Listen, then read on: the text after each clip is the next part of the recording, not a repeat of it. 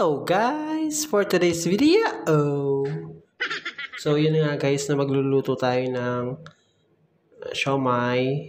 Gawin nating pansit bolo. Yan guys.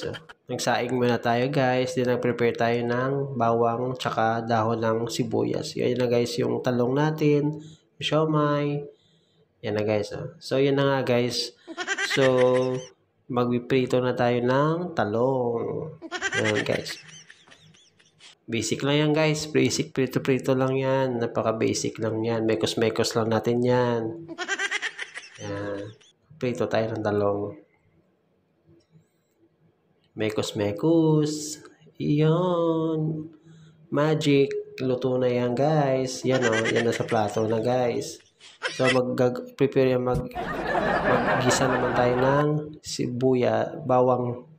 Yan, lagay na natin yung siomai natin guys. Tsaka lalagyan natin ng tubig. Mekos-mekos lang natin yan guys. Tsaka yan na nga guys, kumulo na yan.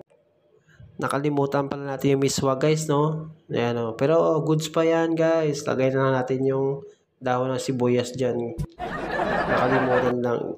So yun na nga guys. If you like this video, subscribe, like, comment, and share. Thank you. Ingat. Pakasolid niyan.